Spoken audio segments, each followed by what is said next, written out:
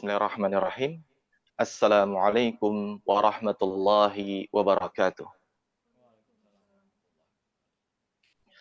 Alhamdulillahilladzi bini'matihi tatimmus salihat, mujibud da'wat, rafi'ud darajat, wa huwa alladzi yaqbalu at-taubata 'an ibadihi wa ya'fu 'anis sayyi'at, ghafirud dunubat, wa munazzilul ayat. Ashhadu an la ilaha illallah wahdahu la syarika lah.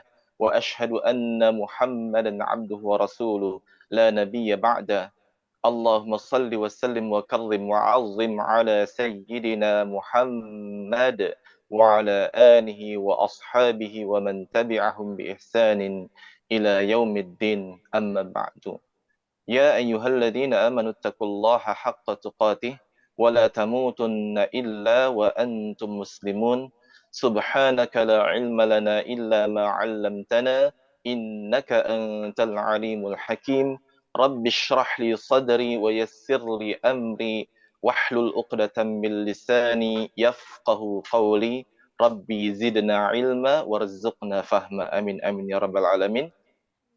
Jemaah rahimakumullah, ya insyaallah dirahmati Allah Subhanahu wa taala.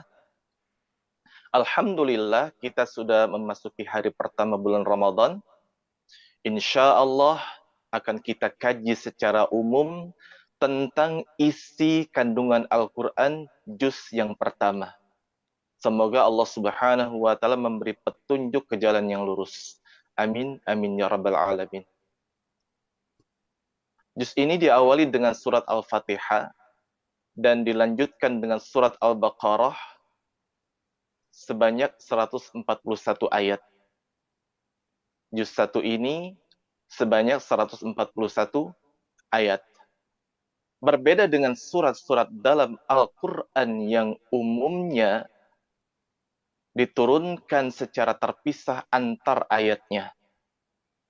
Surat Al-Fatihah merupakan surat pertama yang diturunkan secara lengkap. 7 ayat dan termasuk golongan surat Makkiyah. Dinamakan pula Ummul Quran atau Ummul Kitab, yang artinya adalah induk bagi semua isi Al-Quran dan menjadi intisari dari kandungan Al-Quran. Untuk itulah kita diwajibkan membacanya di setiap salat. Hadirin, dalam surat Al-Fatihah ini mencerminkan pokok-pokok keimanan kepada Allah Subhanahu wa taala pada ayat 1 sampai 4. Kemudian dipraktekkan pada ayat kelimanya yang menunjukkan bahwa penyembahan dan permohonan pertolongan hanya kepada Allah Subhanahu wa taala semata. Selanjutnya ayat 6 sampai 7 merupakan permohonan untuk ditunjukkan bagaimana seharusnya menempuh jalan untuk memperoleh kebahagiaan di dunia dan di akhirat. Pokok-pokok dalam surat Al-Fatihah ini diperinci lagi dalam surat Al-Baqarah. Jika akhir dari surat Al-Fatihah disebutkan permohonan hamba supaya diberi petunjuk ke jalan yang lurus, maka surat Al-Baqarah diawali dengan petunjuk, diawali dengan penunjukan Alkitab atau Al-Quran sebagai pedoman menuju jalan yang lurus itu. Surat ini secara keseluruhan berjumlah 286 ayat yang sebagian besar diturunkan pada awal-awal tahun Hijriyah dan merupakan golongan Madaniyah. Surat ini juga disebut Fustatul Quran. Fustatul Quran, yaitu puncak Al-Quran, karena memuat beberapa hukum yang tidak disebutkan dalam surat yang lainnya. Pada ayat 1 sampai 20 di dalam surat Al-Baqarah diterangkan tentang 3 golongan manusia dalam menghadapi Al-Quran. Golongan yang pertama adalah golongan mukmin, yakni mereka beriman kepada hal yang gaib, mendirikan salat, menafkahkan sebagian rizki, beriman kepada kitab, dan beriman kepada hari akhir. Yang kedua adalah golongan kafir. Mereka telah terkunci mati. Pendengarannya serta penglihatannya tertutup. Sama saja diberi peringatan atau tidak diberi peringatan. Mereka tidak akan mau beriman. Adapun golongan yang ketiga adalah golongan munafik. Mereka hendak menipu Allah Subhanahu wa taala dan orang beriman, padahal mereka menipu diri mereka sendiri. Allah Subhanahu wa taala menggambarkan bahwa orang munafik memiliki penyakit hati, lalu Allah menambah penyakit itu. Mereka juga seperti orang yang menyalakan api, maka setelah api menerangi, Allah menghilangkan cahayanya. Jika mereka diingatkan untuk tidak merusak bumi, mereka malah menjawab bahwa merekalah yang mengadakan perbaikan. Jika mereka bertemu dengan orang-orang beriman, dia berkata bahwa dia beriman. Namun jika bertemu dengan kelompok mereka, dengan setan-setan mereka, dengan pemimpin-pemimpin mereka, mereka mengatakan bahwa keimanan mereka hanya bermaksud memperolok-olok orang Islam. Selanjutnya, ayat ke-21 sampai ke-39 berbicara tentang keesaan dan kekuasaan Allah Subhanahu wa taala. Diawali dengan perintah menyembah Allah Subhanahu wa taala dan dikuatkan dengan beberapa tantangan kepada kaum musyrikin yang meragukan tentang Al-Qur'an.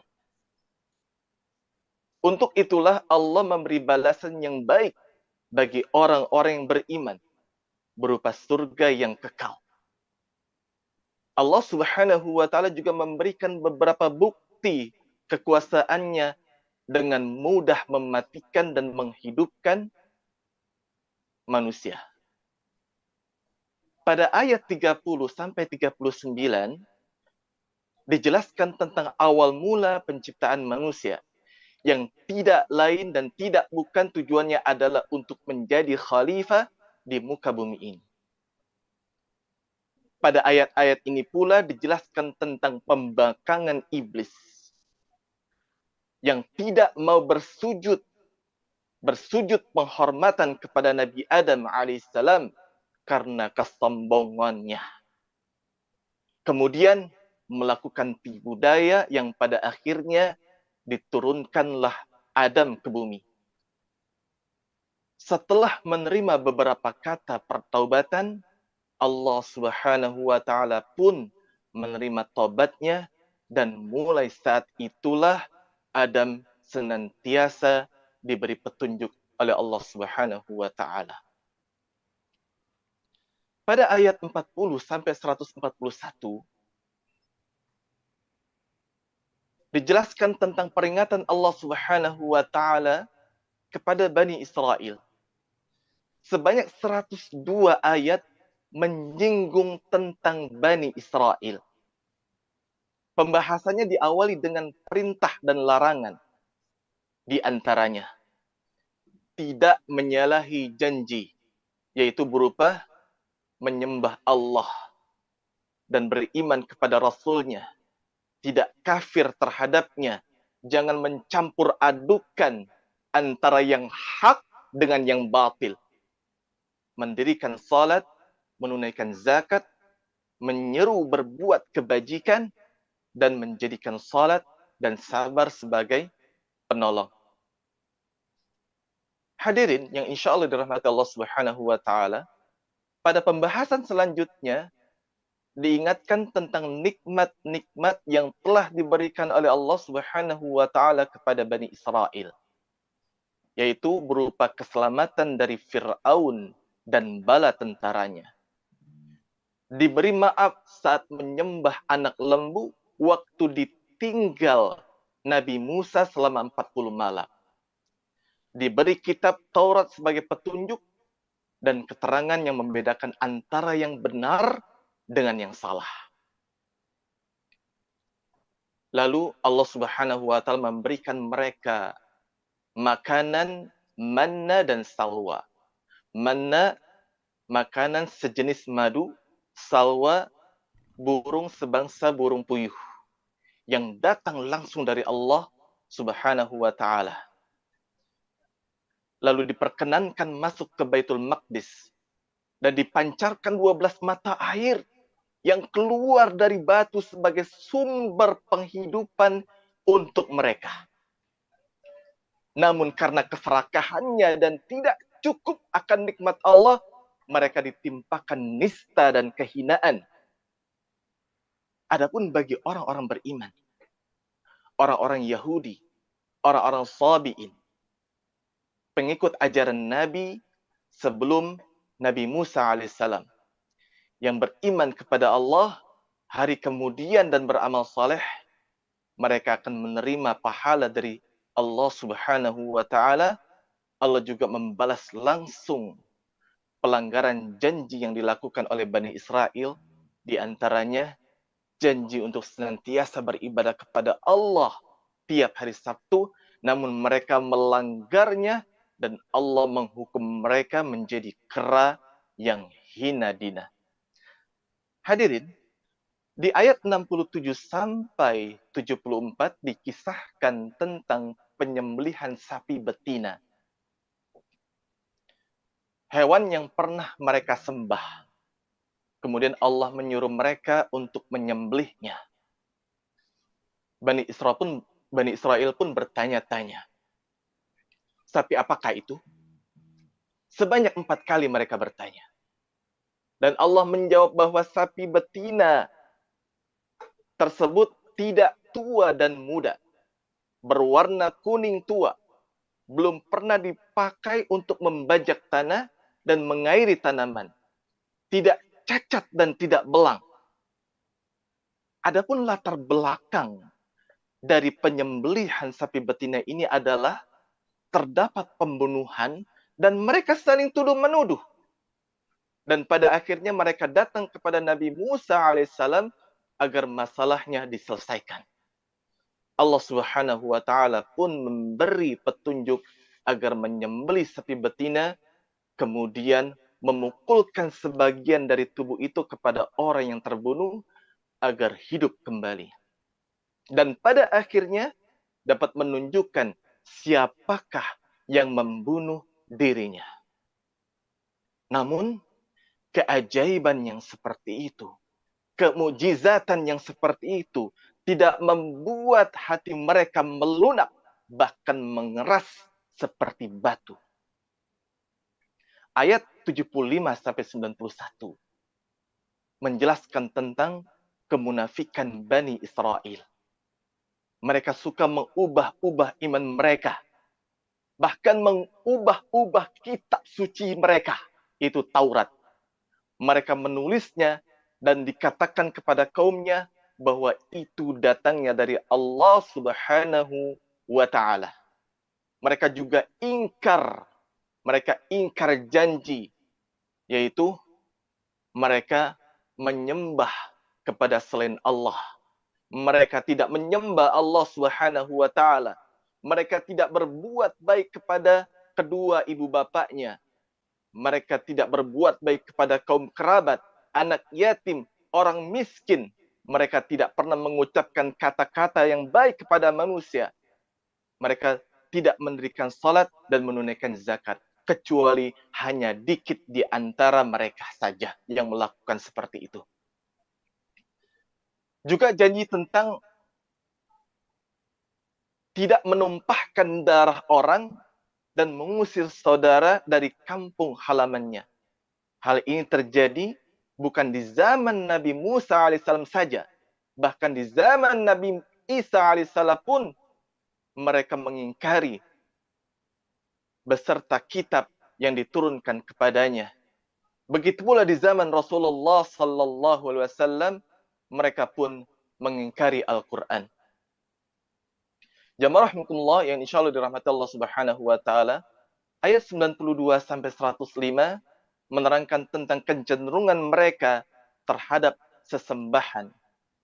Hanya ditinggal oleh Nabi Musa selama 40 malam saja, mereka berani memalingkan muka dari Allah Subhanahu wa taala kepada patung anak sapi.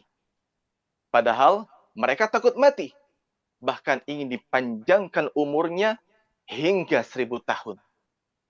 Tahukah mereka bahwa panjangnya umur tidak akan menjauhkan diri dari siksa Allah Subhanahu wa taala? Bukan hanya itu, mereka dengan beraninya memusuhi malaikat Jibril dan menuduh Nabi Sulaiman sebagai tukang sihir, dan mereka juga mengolok-olok Nabi Muhammad sallallahu alaihi wasallam beserta para sahabatnya. Ayat 106 sampai 118 menjelaskan tentang penghapusan suatu ayat Al-Quran dengan ayat Al-Quran lainnya sebagai bentuk hukum baru untuk kemaslahatan manusia. Allah Subhanahu wa taala menggantinya dengan suatu ayat yang lebih baik dan minimal sebanding dengan itu. Ini membuktikan kekuasaan Allah dalam merubah sesuatu dan juga mematahkan kebiasaan Bani Israel yang mudah menukar keimanan dan kekafiran. Menukar sesuatu yang baik dengan yang lebih buruk. Dalam ayat-ayat ini pula disebutkan beberapa golongan yang bertindak menghalang-halangi dalam peribadatan. Di ayat berikutnya, Allah Subhanahu wa taala melarang bagi umat Nabi Muhammad sallallahu alaihi wasallam untuk mengikuti Yahudi dan Nasrani. Ditegaskan bahwa mereka tidak akan pernah ridha, tidak akan pernah senang hingga kita mengikuti milah mereka, hingga kita mengikuti fashion mereka, cara hidup mereka. Di bagian terakhir dari juz 1 ini, yakni ayat 124 sampai 141 menjelaskan tentang Nabi Ibrahim alaihissalam, mulai janji hingga agama yang dianutnya.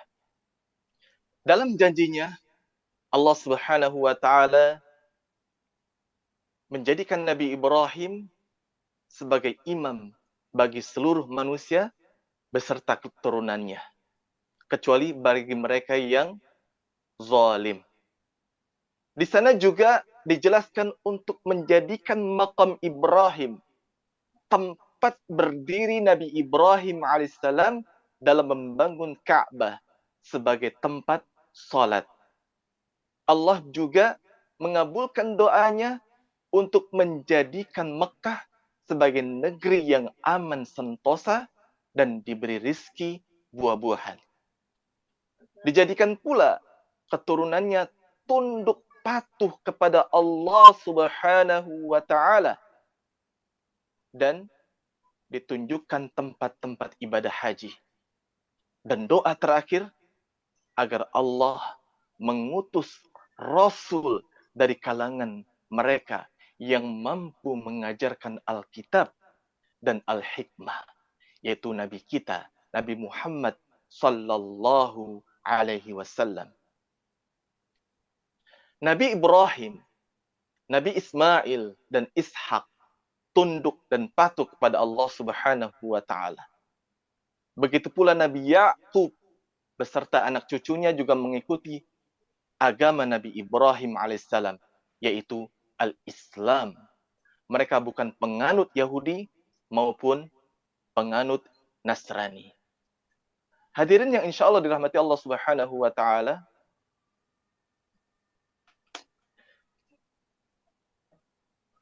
di dalam juz 2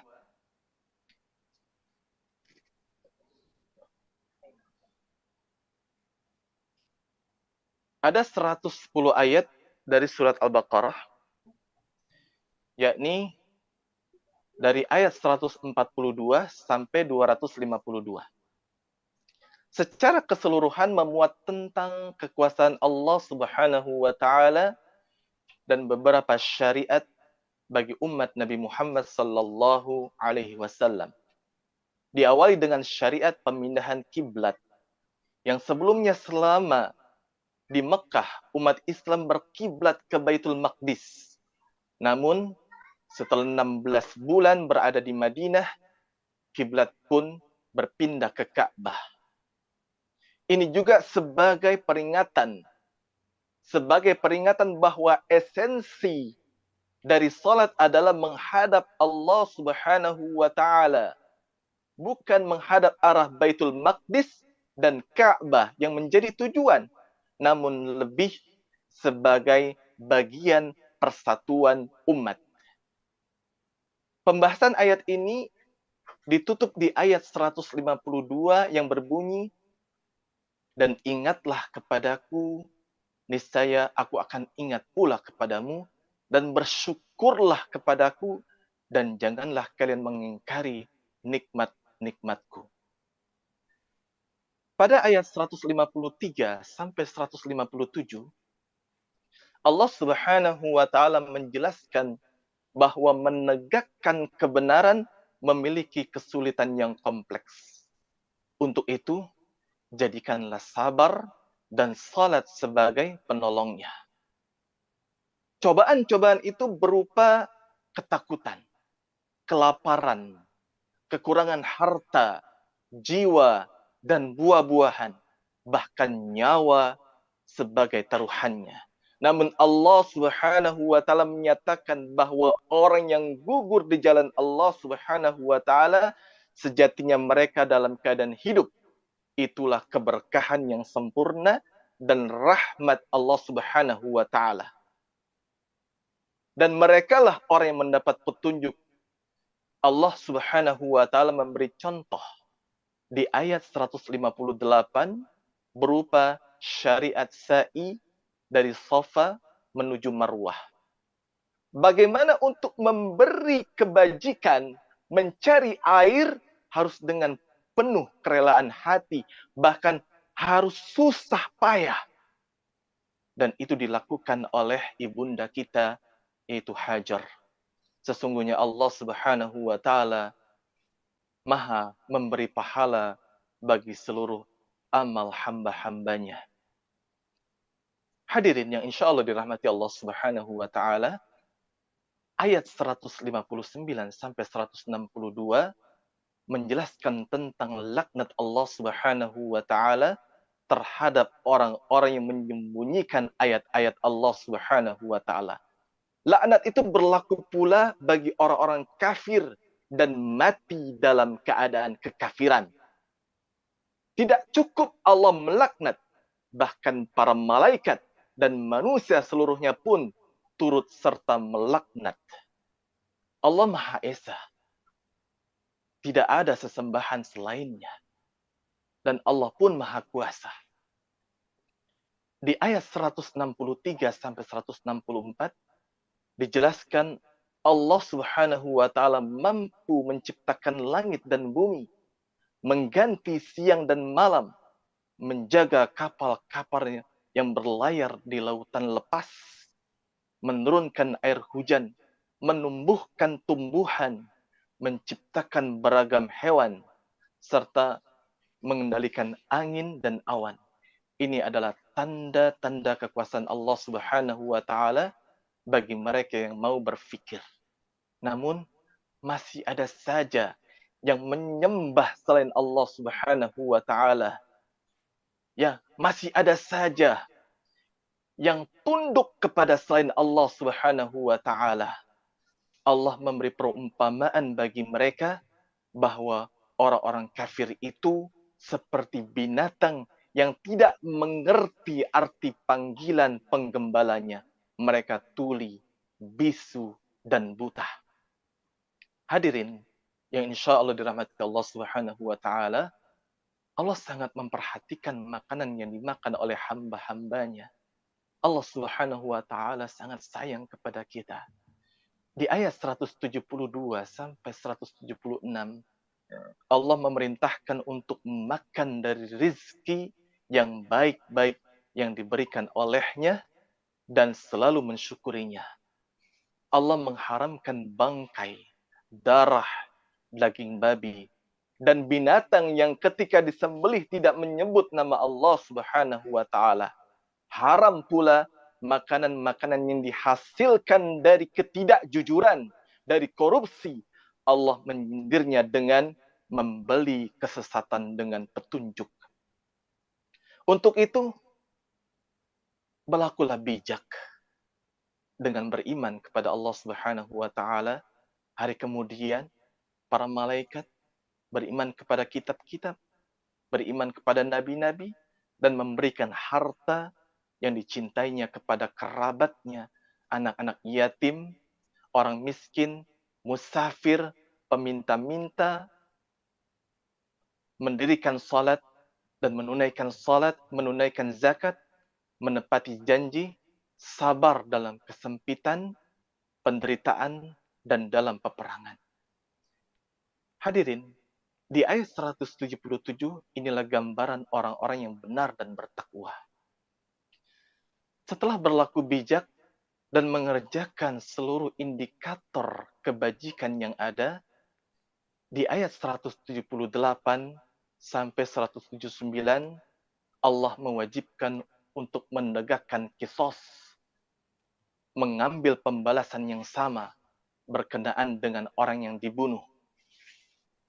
Namun, jika ahli warisnya memberikan maaf, hendaknya si pelaku pembunuhan itu membayar diat, ganti rugi yang baik.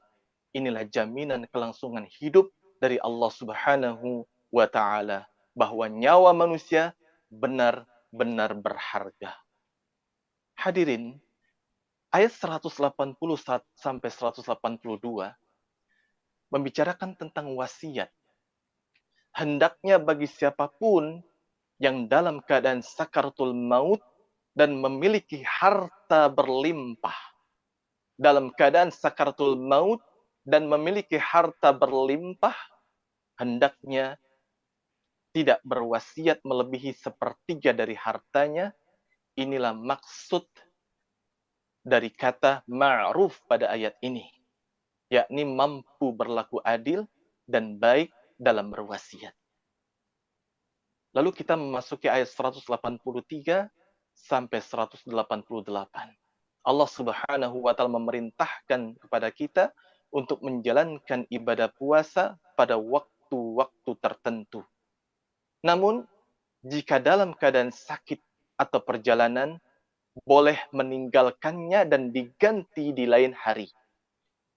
Yang berat menjalankannya karena faktor usia dan fisik, maka harus membayar fidyah, yakni memberi makan seorang miskin tiap hari yang ditinggalkannya.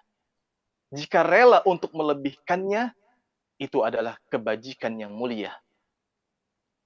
Diperbolehkan pula bagi suami istri untuk bercampur di malam hari, namun tidak diperkenankan saat sedang iktikaf di masjid. Inilah ketentuan Allah Subhanahu wa taala agar manusia menjadi orang-orang yang bertakwa. Jamaah rahimakumullah ya, insyaallah dirahmati Allah Subhanahu wa taala.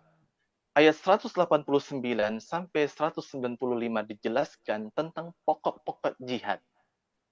Perangilah orang-orang yang memerangi dan jangan melampaui batas.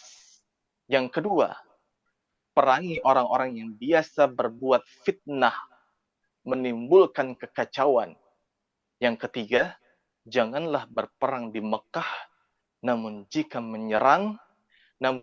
mereka menyerang, maka berperanglah. Begitu pula saat-saat bulan haram, yaitu Dzulqa'dah, Dzulhijjah, Muharram, dan Rajab. Dan poin yang keempat, selalu belanjakan harta benda di jalan Allah Subhanahu wa taala. Ayat 196 sampai 203 menjelaskan tentang syariat haji. Sempurnakanlah ibadah haji dan umrah karena Allah Subhanahu wa taala. Jika terhalang oleh musuh atau sakit dan meninggalkan perkara-perkara yang wajib di dalam haji, maka sembelihlah korban atau diat. Dan jangan tahallul mencukur rambut sebagai tanda berakhirnya ihram. Namun jika terpaksa dicukur, harus membayar fidyah, yakni berpuasa atau bersedekah atau berkorban. Bagi yang berumrah sebelum haji pada bulan haji, hendaknya berkorban. Namun jika tidak sanggup, baginya puasa 3 hari selama haji dan 7 hari saat kembali ke tanah air.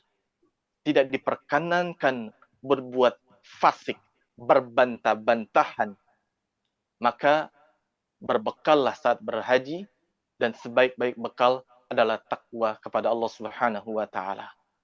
Hadirin, ayat 204 sampai 210 membicarakan tentang perbuatan orang munafik yang ucapannya tentang kehidupan dunia menarik hati, namun sesungguhnya sangat menentang Allah Subhanahu wa taala, suka berpaling dan membuat kerusakan di muka bumi.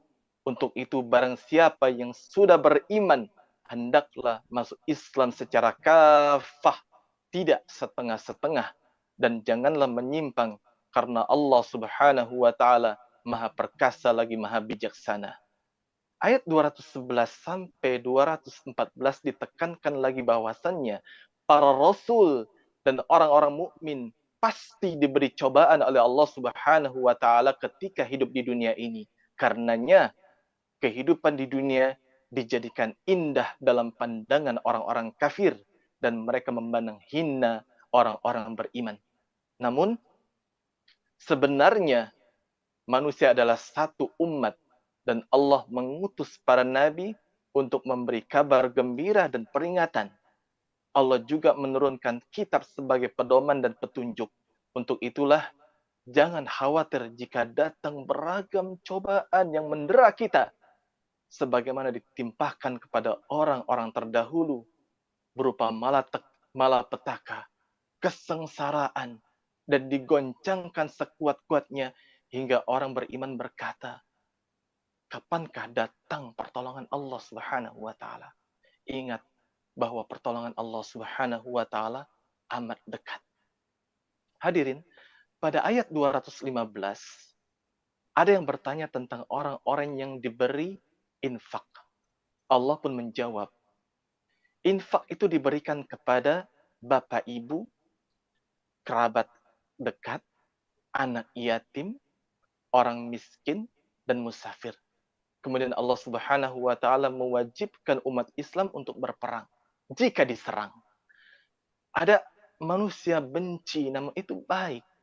Ada pula yang disenangi padahal itu buruk. Percayalah pada Allah, karena Allah lah yang Maha mengetahui. Pada penutup ayat 218, sesungguhnya orang-orang beriman, berhijrah, berjihad di jalan Allah Subhanahu wa taala, baik nyawa maupun hartanya, mereka mengharap rahmat Allah Subhanahu wa taala. Pada ayat 219 sampai 220 terdapat 3 pertanyaan. Pertama, tentang judi dan khamar. Dalam keduanya memang terdapat manfaat, namun keburukan dosanya jauh lebih besar. Yang kedua, tentang apa yang dinafkahkan, yakni yang kelebihan dari keperluan pokok. Poin yang ketiga adalah tentang anak yatim. Mengurus urusan mereka secara patut, itulah yang terbaik. Hadirin yang insya Allah dirahmati Allah Subhanahu wa taala, ayat 221 sampai 237 membahas tentang pokok-pokok hukum perkawinan, perceraian, dan penyusuan. Diawali dengan larangan untuk menikahi wanita musyrik. Begitu pula menikahkan wanita yang beriman dengan orang-orang musyrik. Dilarang pula menggauli istri di waktu haid sampai waktu sucinya. Dilarang pula mengilah bersumpah untuk tidak menggauli istri. Dengan sumpah ini, wanita akan menderita karena tidak digauli maupun diceraikan. Maka suami diberi tangguh 4 bulan dan harus memilih antara kembali menggauli istrinya atau menceraikannya. Sedangkan bagi wanita yang dicerai, hendaknya menunggu iddah selama 3 kali suci. untuk bisa menikah dengan laki-laki lain. Namun, bila dalam masa itu laki-laki ingin mengadakan perbaikan dan kembali membangun keluarga atau rujuk, tidaklah mengapa. Talak yang dapat rujuk hanya 2 kali. Yang ketiganya sudah tidak dapat kembali lagi. Hingga sang wanita menikah dengan seorang laki-laki, kemudian bercerai. Hadirin yang insya Allah dirahmati Allah Subhanahu wa Ta'ala, di akhir ayat itu hendaklah para ibu menyusukan anaknya hingga 2 tahun. Namun jika ingin menyapihnya sebelum itu dengan kerelaan antara suami istri, maka tidak ada dosa keduanya.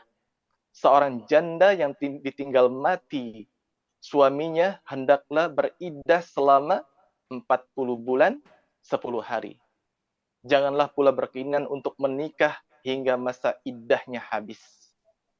Hadirin yang insya Allah dirahmati Allah Subhanahu wa Ta'ala, pada ayat 238 sampai 239 ditekankan kembali akan pentingnya salat dan menjaganya agar tetap khusyuk meski dalam posisi takut dan tidak aman.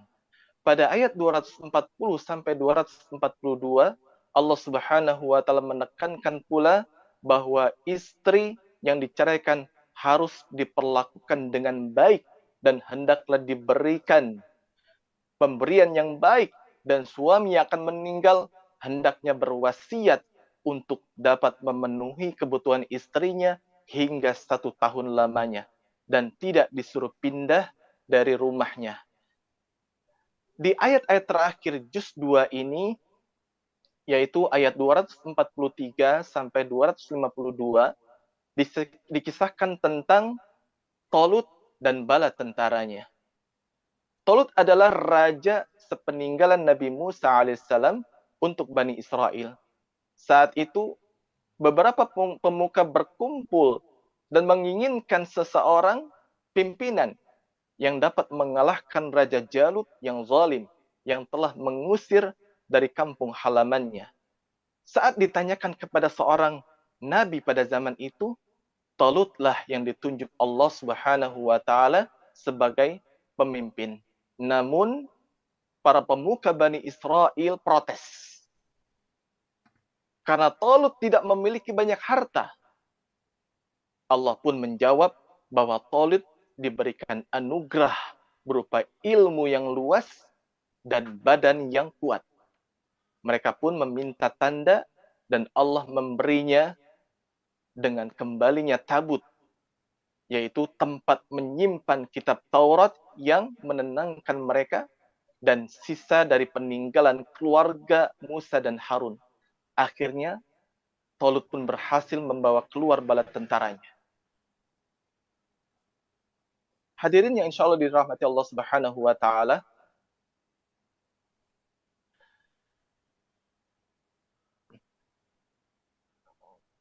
kemudian, alhamdulillah, Talut bisa mengalahkan Jalut. Tetapi sebelumnya, Allah Subhanahu wa Ta'ala menguji pasukan Talut. Siapa saja kalau mereka sampai dan mereka meminum air sungai ini melebihi ujian, kecuali sedikit saja, ya, maka hanya seciduk saja, maka mereka akan menjadi pasukan Talut. Tetapi bala tentara Talut itu meminumnya secara lebih. Ya. Konon dari 40.000 pasukan, hanya tersisa 4.000 saja yang lulus ujian.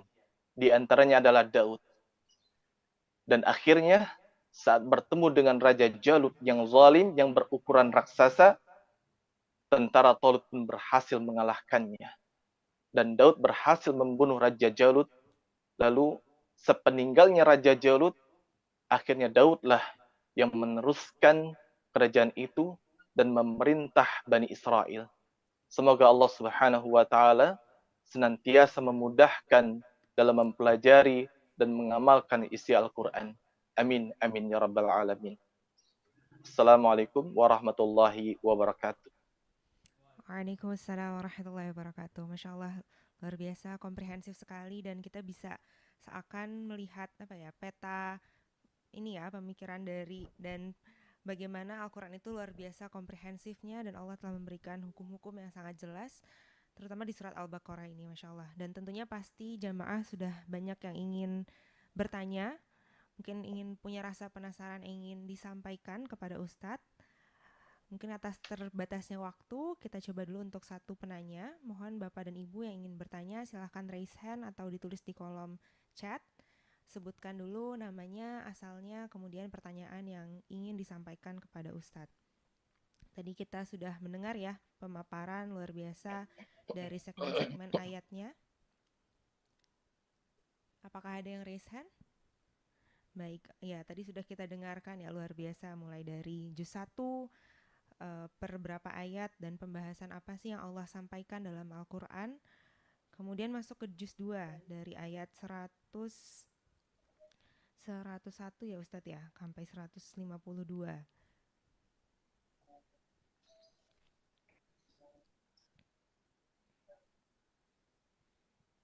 Ayat 142 sampai 252, mohon maaf ya. Jadi ini sangat kaya akan hukum-hukum yang seperti Ustadz sampaikan tadi, bahwa dalam juz dan dalam surat Al-Baqarah ini merupakan sebagai pokok-pokok ya yang Allah berikan menjadi puncak Al-Quran yang berisi hukum-hukum luar biasa. Bagaimana Bapak Ibu, ada yang ingin bertanya?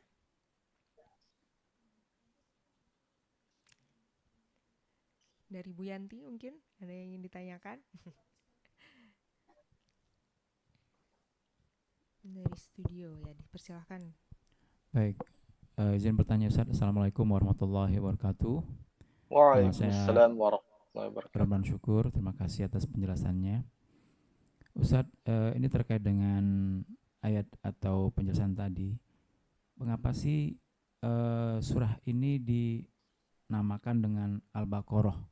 Kemudian apa hikmah bagi kita sebagai umat Islam? Demikian, terima kasih Ustaz.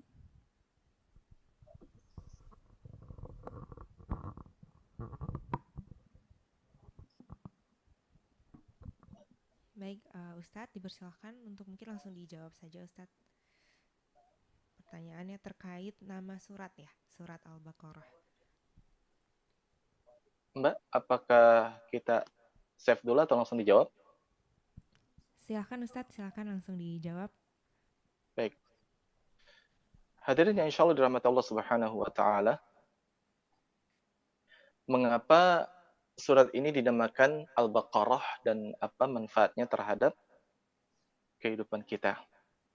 Karena ada kisah tentang Bani Israel yang kala itu disuruh oleh Nabi Musa alaihissalam mencari seekor sapi betina untuk disembelih.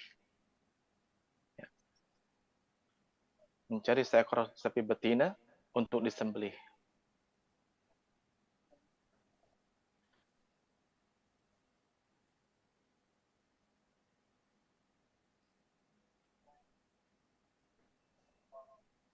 Lalu